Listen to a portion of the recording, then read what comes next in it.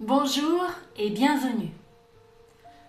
Aujourd'hui, je vous propose un voyage dans le temps pour découvrir les origines de la bibliothérapie. Cette pratique a traversé les siècles, les cultures, les sensibilités humaines et elle continue d'inspirer profondément. La bibliothérapie prend racine dans l'Antiquité.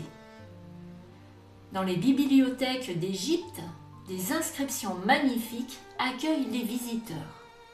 Par exemple, à Alexandrie, il est écrit « La poitrine médicinale de l'âme ». Les livres étaient déjà perçus comme des compagnons capables d'apaiser, d'éclairer et de transformer. Au fil des siècles, de nombreux philosophes ont célébré la puissance de la lecture. Cicéron disait « Une pièce sans livre, c'est comme un corps sans âme ». Pour lui, la lecture offrait déjà 3 vertus essentielles : réparation, relaxation, soulagement. Aristote, lui, voyait dans la poésie un espace catharsique, un lieu où les émotions peuvent circuler librement. Plus près de nous, l'anthropologue Michel Petit a montré combien la lecture participe à la construction de soi et à la sortie de l'enfermement. Lire devient alors un refuge, un espace où l'on peut réinventer son histoire.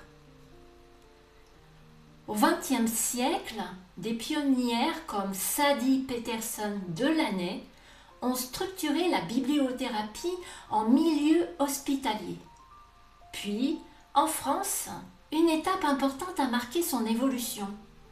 En 2009, la première thèse scientifique consacrée à la bibliothérapie clinique est soutenue. Dans les années 2010, les neurosciences confirment ce que l'humanité pressent depuis toujours. La lecture stimule l'empathie, l'intelligence émotionnelle et les capacités d'autorégulation. Dans cette lignée, Régine de Tambel a largement contribué à faire connaître la bibliothérapie créative en France.